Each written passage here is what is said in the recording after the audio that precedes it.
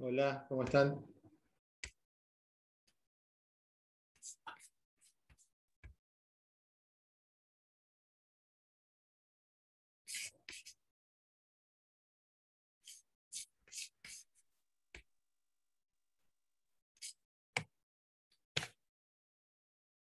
Hola, buenas tardes.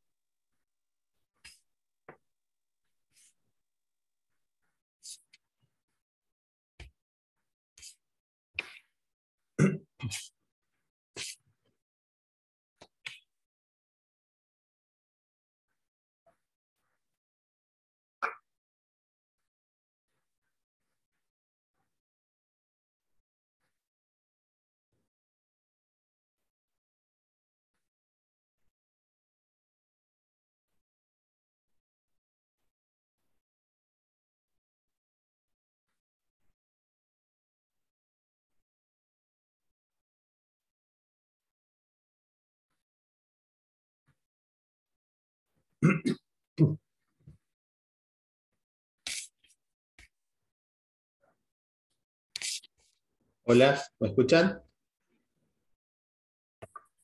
Sí, Está.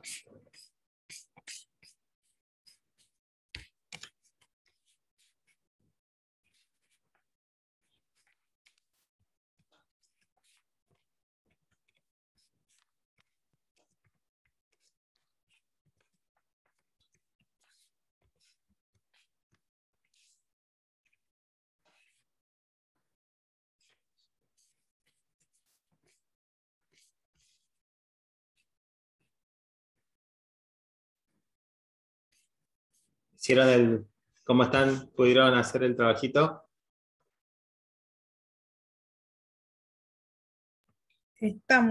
estoy en eso, mejor dicho. ¿Todo bien?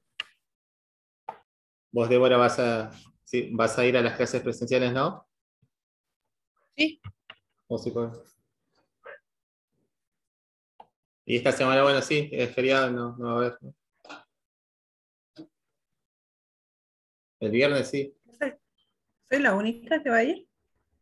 Me contestaron como dos alumnos que iban a ir. Pero no sé, algunos quieren ir. Viste que puedes elegir a lo que quieres ir. Si quieres ir a alguna materia, vas a una, pero siempre ese mismo día que vayan el miércoles son 3 materias juntas, pero sí, puedes elegir a la que quieras ir. Pero me contestaron sí, algunos que querían ir a matemática, química, no sé. Pero sí, 3 o 4 personas, no más de eso. Porque el total que está acá, que participa en realidad entre los prácticos y es un promedio de 14 personas son.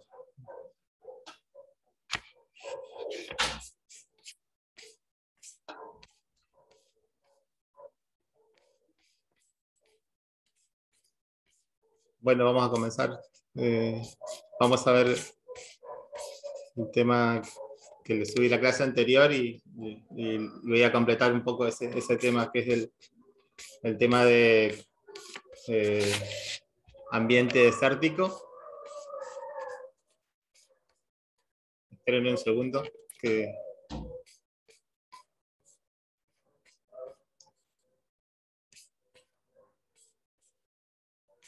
encuentro.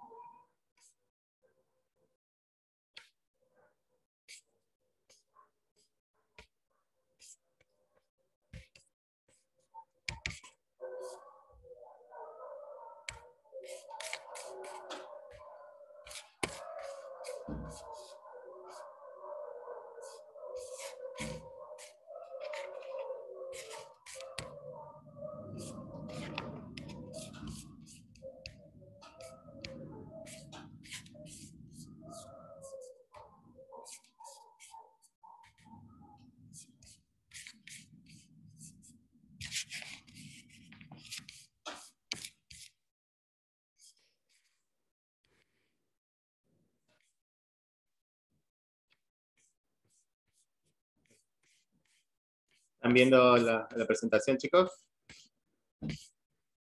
Clase 21. Yo sí lo veo, profe. ¿Sí? Clima y distribución global, ¿esto se está viendo? Sí, sí. Bueno, el tema este que había subido a la clase anterior era sobre ambiente desértico. Vieron que vinimos viendo lo que era ambiente fluvial, aguas subterráneas, y quería mostrarle un poquito de cada uno de los ambientes. En este caso es el ambiente desértico.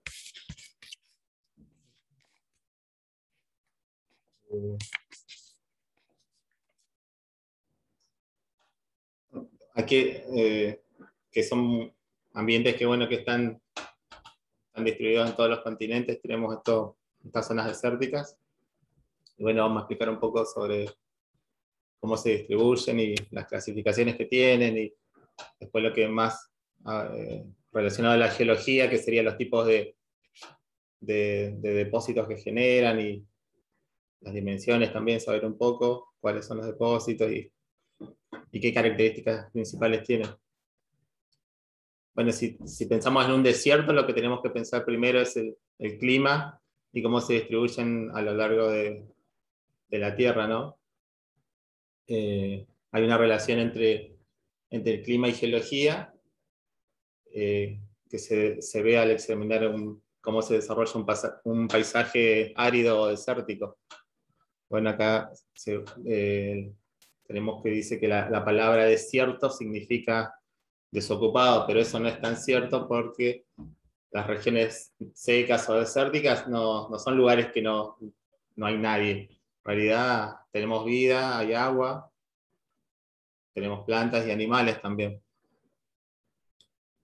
Estas regiones secas abarcan alrededor de 42 millones de kilómetros cuadrados en el mundo, y sería un total de un 30% de la superficie total de la Tierra.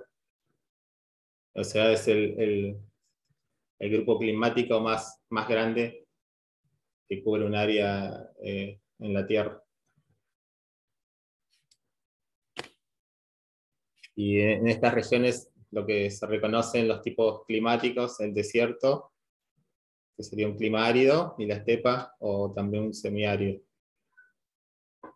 Es una estepa, es una variante marginal y un poco más húmeda que un desierto. Sería parecido a la zona que vivimos nosotros, la zona de estepa, y una zona de transición que rodea el desierto y separa de los climas húmedos desde que lo bordean. Las regiones desérticas y la estepa revelan que las tierras secas están concentradas en los subtrópicos y en las latitudes medias. Ahora vamos a ver eso de las latitudes medias y el trópico. Tenemos los tipos de desiertos. Una de las clasificaciones que se usan son los desiertos de latitudes bajas. Tenemos que el corazón de los climas secos de latitudes bajas están en la zona de los trópicos. Sería el trópico de Cáncer y el de Capricornio. ¿Qué es lo que me produce que estas bandas de desierto en latitudes bajas? En latitudes bajas serían, o sea, si yo tengo mi cero acá, sería toda esta zona, ¿no? O sea, abajo de los 30 grados de esto.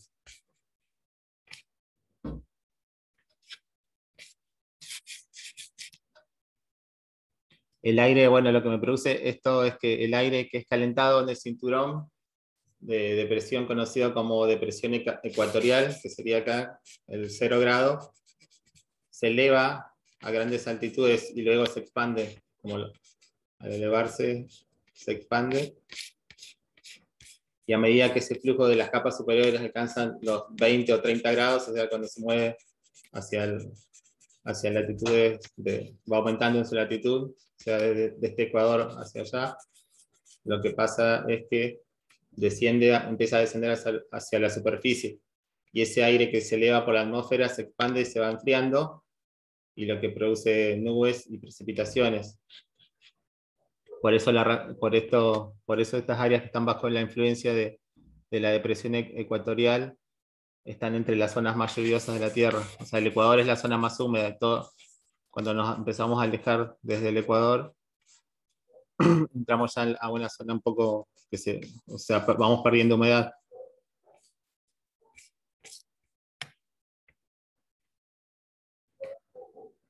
Los desiertos de latitud media son los desiertos y estepas de latitudes que no están controlados por las masas de aire en descenso asociado a las presiones elevadas. Y estas regiones existen principalmente porque están de resguardo en el interior de las grandes masas continentales. Por ejemplo, el desierto de Gobi en Asia Central, en la zona de China.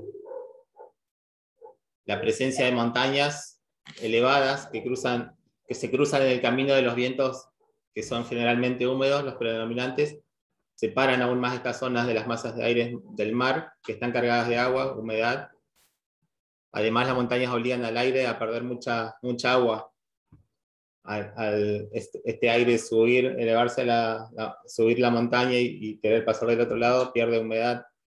Como es acá el caso en Argentina, por ejemplo, en la zona de Salta, vieron que está en la zona de las Yungas, Salta, Jujuy, toda esa parte que es bien húmeda, hasta Tucumán, que llega, no, en realidad llega hasta Catamarca, viene de Jujuy, Salta, Tucumán y el norte de Catamarca, del lado del este de Catamarca, y toda esa zona es bastante como una selva, es muy húmeda. Si vos cruzás toda esa serranía que tiene diferentes nombres, o sea, Conquija, por ejemplo, ahí en la zona de Tucumán, del otro lado tenemos un clima completamente seco, y es porque toda la humedad queda sobre ese lugar. Del otro lado tenemos un desierto acá.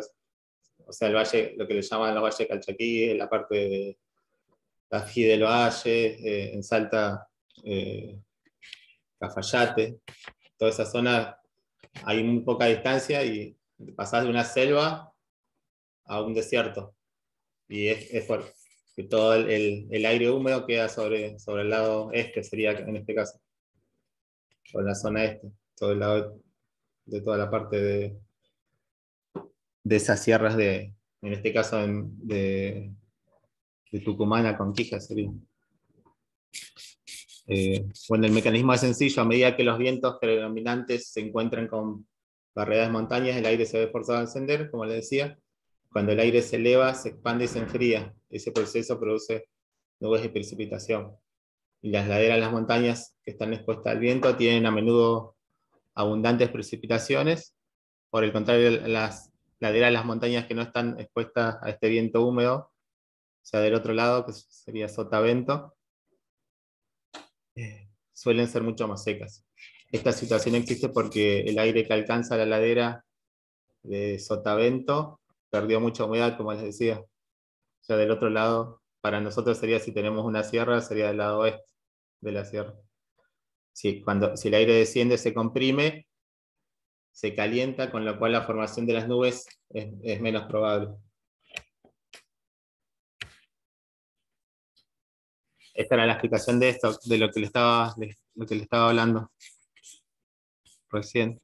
Que nosotros tenemos, esto está como al revés de cómo es Argentina, en realidad sería más parecido a Chile. Sí, podría ser como Chile. Tenemos la humedad acá del mar, esta es la zona húmeda, Barlovento, donde se me forman todas las nubes. El aire asciende, se calienta, pierde humedad, se comprime, y acá ya es más difícil, el aire ya viene cargado con menos humedad, y toda esta zona, acá donde dice Barlovento, es una zona verde, que tenemos mucha vegetación, bueno, y abundantes precipitaciones. Del otro lado ya de sotavento, del otro lado de la montaña, es seco.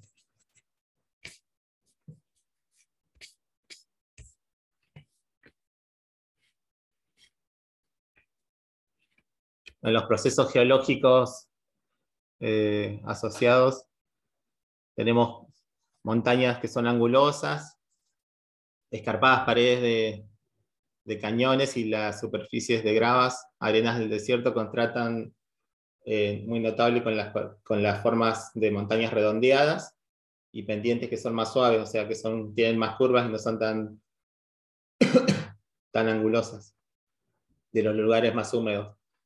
Entonces, en un desierto tenemos cosas más no tan un paisaje así como más, las rocas que son redondeadas, me indica un paisaje de un lugar más húmedo, pero si tenemos formas más angulosas, estamos más en presencia de un paisaje desértico. Los procesos son similares entre los dos, pero el clima es diferente.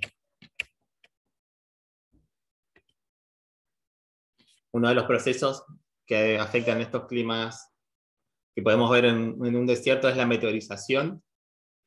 Muchos de los derrubios meteorizados en los desiertos son rocas y fragmentos minerales que están inalterados, que se deben estos fragmentos debido a la meteorización mecánica. Y en las tierras secas la meteorización de la roca de cualquier tipo se ve muy reducida debido a que tenemos muy poca humedad en el ambiente, poca lluvia. Entonces la meteorización no actúa porque necesitamos el agente del agua o la humedad. Y tampoco tenemos materia orgánica que nos aporta ácidos orgánicos que también ayudan a esta meteorización. Entonces a lo largo del tiempo se van formando suelos también. La meteorización actúa pero mucho más lento y menos fuerte. Se forman suelos poco potentes. O sea, tenemos unos suelos de escaso desarrollo, se diría. O sea, como los suelos que tenemos acá en esta zona. No es lo mismo un suelo de una zona húmeda de Buenos Aires, Santa Fe, que son suelos potentes, con mucho desarrollo, como los suelos de acá, que son suelos de poco desarrollo. Se oxidan muchos silicatos que contienen halo, que tiene hierro, puede ser uno de los componentes de estos silicatos, y producen un color de color ocre que en algunos paisajes desérticos es medio característico ese color, así como en Ischigualasto, ¿vieron ahí en el Valle de la Luna? Toda esa zona que tiene esos colores así rojizos. O el Gran Cañón en Estados Unidos.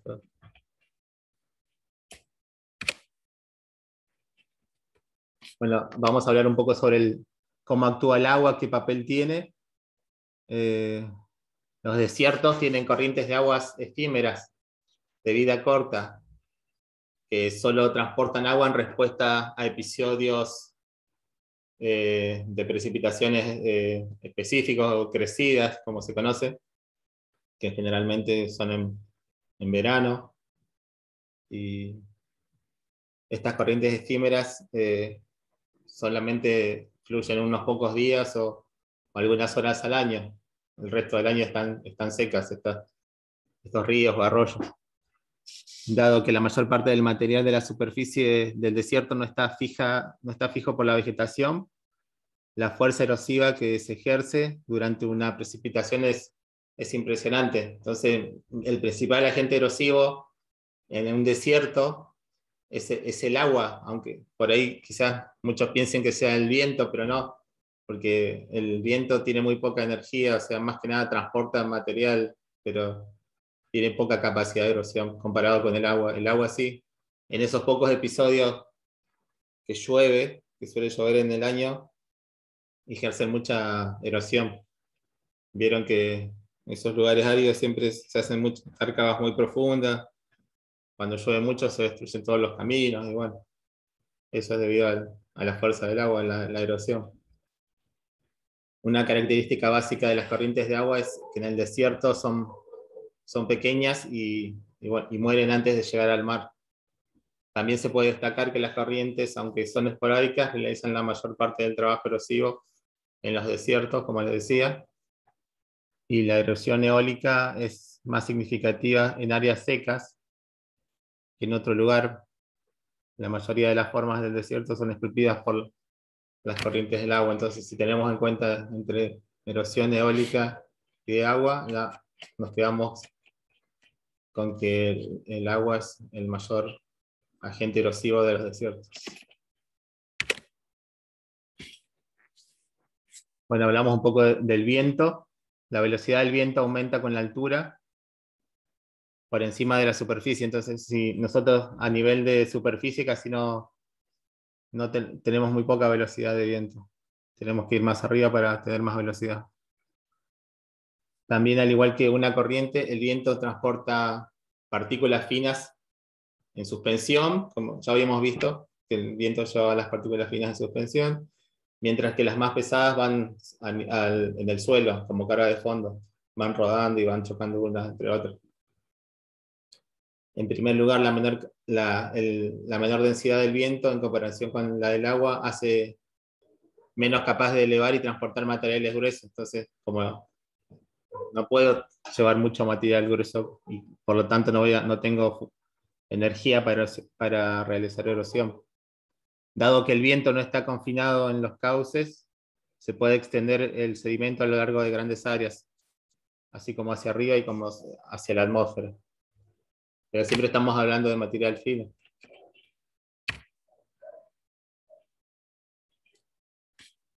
La carga de fondo, ¿qué es la carga de fondo? Es el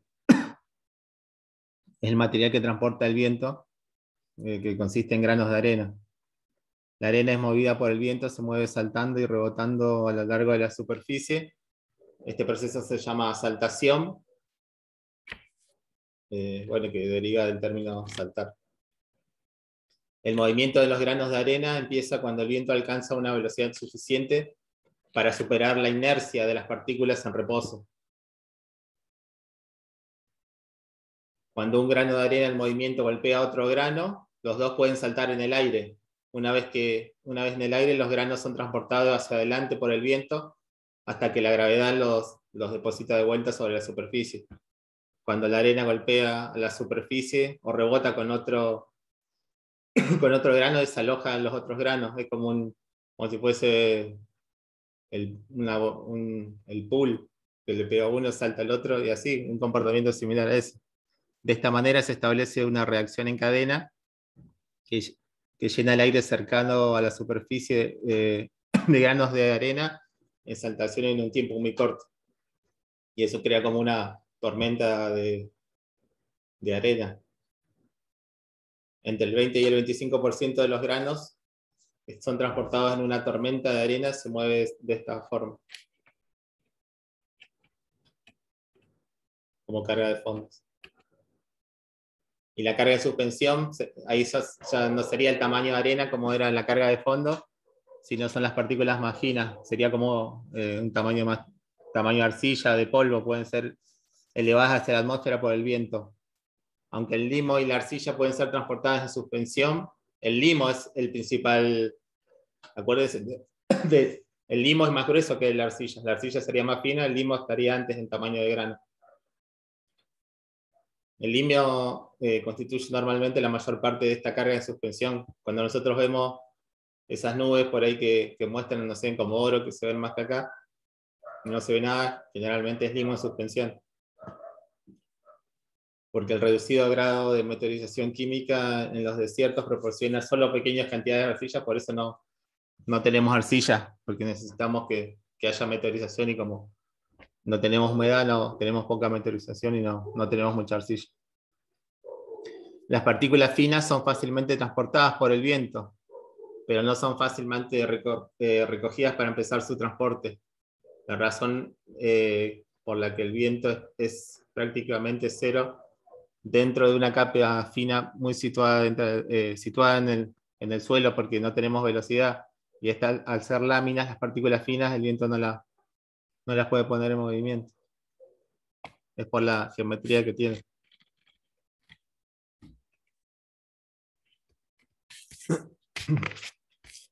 Y ahora ponemos el otro.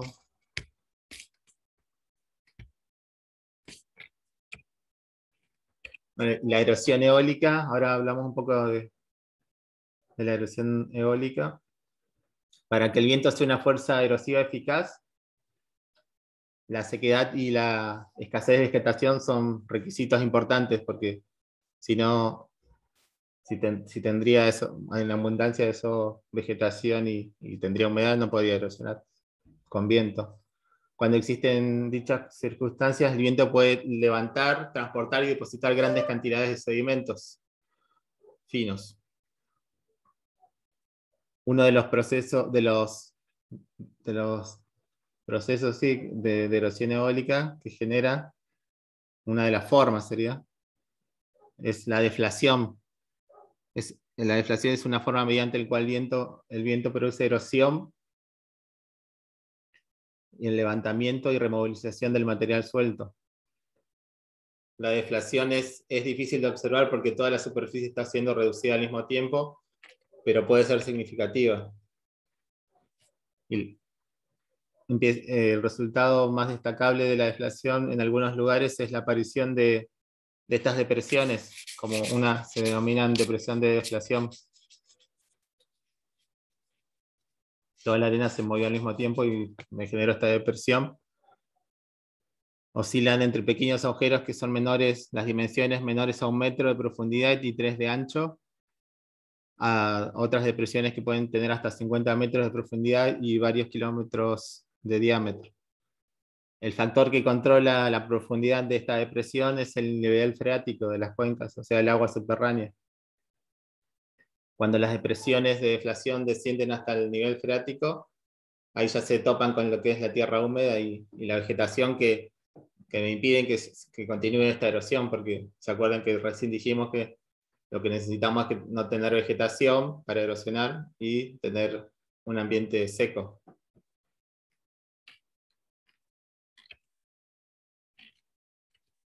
Otra de las formas que se generan en los ambientes desérticos es el pavimento desértico, que se produce a partir de la deflación en determinadas zonas de muchos desiertos. La superficie es una capa muy empaquetada de cantos gruesos, cantos rodados, demasiado grandes para ser movidos por el viento. Y ese revestimiento rocoso, que sería este que está acá en esta imagen, se denomina pavimento desértico. Y se forma a medida que la deflación, como lo que estábamos viendo recién, la deflación del movimiento, se va eliminando toda la arena y se reduce la superficie eliminando la arena y el limo hasta que prácticamente solo me queda el material más grueso que ya no puede ser removido porque me crea como si fuese como una capa, como una costra. Una vez que se ha establecido el pavimento desértico, un proceso que puede durar centenares de años, la superficie queda protegida de la deflación, ¿no? Pero si yo perturbo ese pavimento, es una superficie que sí es dura y es resistente, pero no es muy potente. Entonces, si cualquier movimiento puede ser un vehículo que pase o, no sé, animales que circulen por mucho tiempo por esa zona, me va a generar que ese pavimento desértico se rompa y voy a empezar con más deflación y empezar a mover de vuelta el sedimento. Otra de las formas típicas del desierto son los ventifactos, que es esta roca, por ejemplo esta roca acá. Son comunes acá hay, pero más chiquitas en el campo. No hay muchas en esta zona, quizás más para la zona central de la provincia. En las regiones secas, así como a lo largo de las playas, las arenas transportadas por el viento corta y pule superficie. Esto es debido esto sí es por acción de la arena. Y la va puliendo con el tiempo a la superficie y va generando estas formas así. A veces la abrasión crea rocas de formas muy interesantes, conocidas como ventifacto, que sería esto. Algunas son formas bastante raras. La cara de la roca que queda expuesta al viento, que está sometida a la abrasión, puede quedar con bordes angulosos o bastante pulidos. Y bueno, la erosión eólica es responsable de la creación de estructuras que son mucho más grandes, que se denominan yardan, que significa loma empinada, que son esta imagen de acá abajo. Un yardan es una cresta aerodinámica esculpida por el viento, con una orientación paralela al viento predominante, y suele ser de aspecto de un casco de un barco invertido, y miden de hasta 90 metros de altura y 100 kilómetros de longitud. Se forman con la dirección predominante, con una sola dirección predominante del viento. Hay lugares que el viento generalmente corre en una sola dirección y otros lo hacen varias.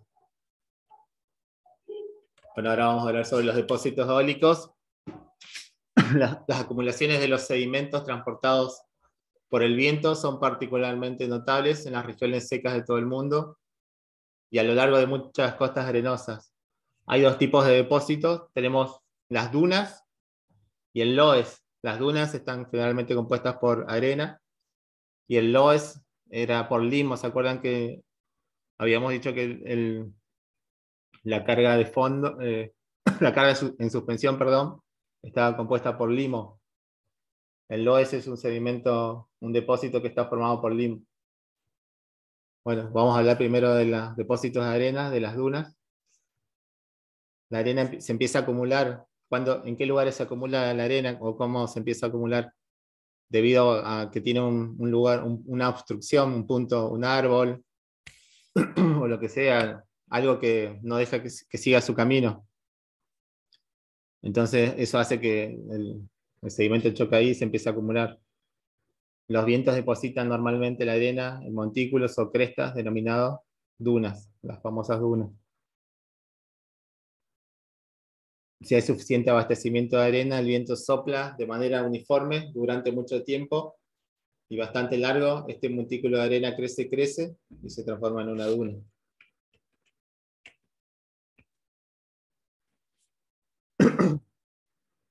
Muchas dunas tienen un perfil que es asimétrico, como ahí como en la figura A.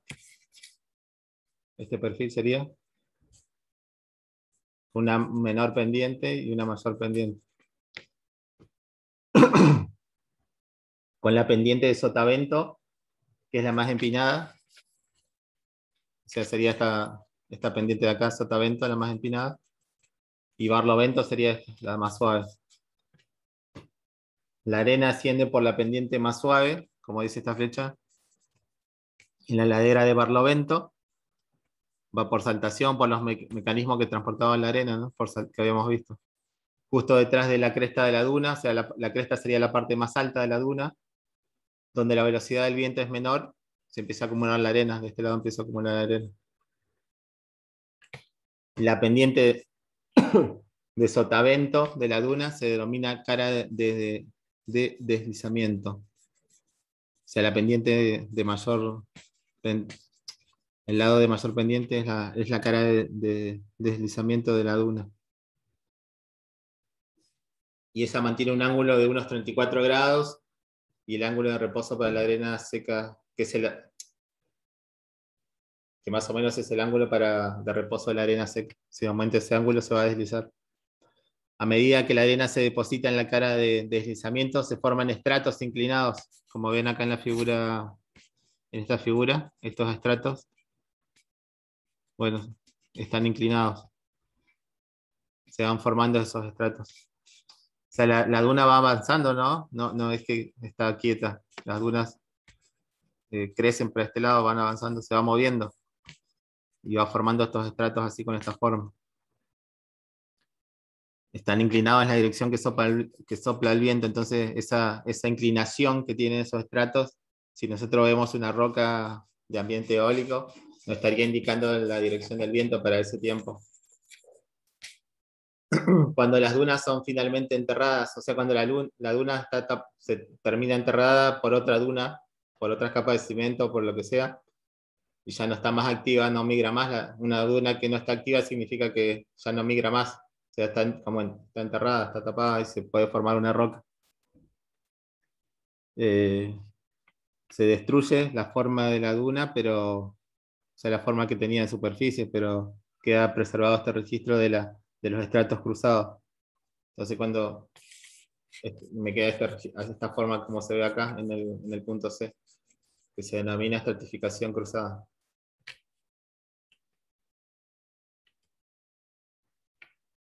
Bueno, tenemos varios tipos de dunas que tienen diferentes geometrías, dependiendo de la forma del viento, o sea, desde donde, si tenemos viento en una sola dirección, en varias direcciones, en dos, y de la disponibilidad de arena también. La velocidad del viento también tenemos que tener en cuenta y la vegetación. Son estos tipos que vamos a ver. El primero se denominan dunas de tipo Barjanes, son dunas solitarias de arena de forma de media luna, con los extremos apuntando a la dirección del viento. Y se denominan barjanes. Se forman cuando los suministros de arena son limitados y la superficie es relativamente plana, dura y carente de vegetación. O sea, tengo que tener poca arena y un relieve bastante plano y duro. Migran lentamente con el viento a una velocidad de 15 metros por año. El otro tipo de dunas son las dunas transversas, que en regiones donde los vientos predominantes son uniformes y hay abundancia de arena y la vegetación es dispersa o no existe. Las dunas forman una serie de largas crestas separadas por depresiones y orientadas según ángulos rectos con respecto al viento predominante. Debido a esta orientación se denominan dunas transversas. Normalmente muchas de estas dunas están en el mar, en las costas, por ejemplo en provincia de Buenos Aires, que hay médanos. Y puede extenderse a lo largo de distancias de 100 kilómetros o más. El otro tipo de dunas son las longitudinales. Las crestas de arena que se forman más o menos son paralelas al viento predominante y el suministro de arena es limitado. Aparentemente la dirección del viento predominante debe variar algo, pero sigue permaneciendo en el mismo cuadrante de la brújula. Estas dunas pueden alcanzar una altura de 100 metros y extenderse a lo largo de distancias de 100 kilómetros.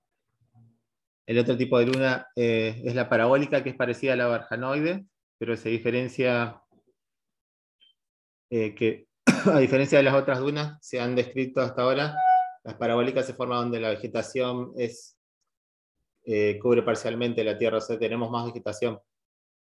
Las dunas parabólicas se forman a menudo de las costas donde hay fuertes vientos que soplan hacia el interior y abundante arena. Y las dunas estrellas, que son las últimas, que serían estas que están acá en la imagen, de la parte derecha al final. Estas. Están confinadas a zonas del desierto del Sahara y el Arábigo. Son colinas aisladas de arenas que exhiben una forma compleja. Parece una estrella si en planta. Y sugiere su forma las dunas, que estas dunas se desarrollan por variedad de vientos, o sea, en varias direcciones. Y bueno, acá tenemos la primera que les dije, que eran los barjanes, que se forman en lugares planos, todavía una sola dirección del viento y son paralelos. Las transversales, que son estas largas, con la cresta que es perpendicular al viento. Las longitudinales, que están en la dirección del viento. Las parabólicas. Es como esta, pero estas puntas me indican los laterales. De la media luna, estas están en dirección contraria al viento, a diferencia de esto. Y acá tenemos vegetación en las parabólicas. Bueno, las barjanoides no importa. Y las de forma de estrella. Estos tipos son así, las más conocidas. Los barjanes, las transversas, las parabólicas. Y las longitudinales. Bueno, acá le hablo un poco del limo, lo que le decía recién, que del loess, perdón, del depósito de loess, que la composición granulométrica es del limo. En algunas partes del mundo la topografía está cubierta por estos depósitos de limo, que son transportados por el viento, que se denominan loess. Hay dos fuentes principales de este sedimento de depósitos. Tenemos los depósitos que son desiertos, de los desiertos, y las llanuras de los glaciares. O sea, las fuentes pueden ser a partir de lugares desérticos o de ambientes glaciares. Los depósitos de loess más gruesos y más extensos de la Tierra están en el oeste y el norte de China. Y son de origen eólico, fueron transportados por el viento desde las zonas de Asia Central. A diferencia de los depósitos de China, que se originaron en el desierto, el loess de Estados Unidos y de Europa, que también hay en Ucrania, en esa zona de Europa, es producto indirecto de las glaciaciones. Y en Argentina también tenemos loess, pero es de origen eólico, como el de China, que está en la zona de, acá hay un mapa donde les muestro. Toda esta zona en este gris es a donde tenemos depósitos del oeste, todo el norte de este Limón, Paraguay, bueno, todo lo que es la zona más rica en cuanto a agricultura. Buenos Aires, Santa Fe, Córdoba, Tucumán, bueno. Y así es como se ve un depósito del oeste.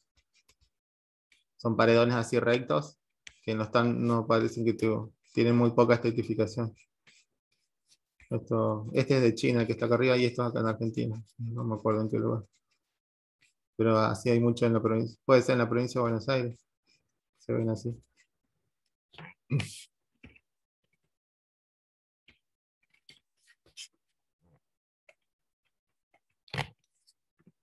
Bueno, ahí terminamos, chicos. ¿Tienen alguna consulta?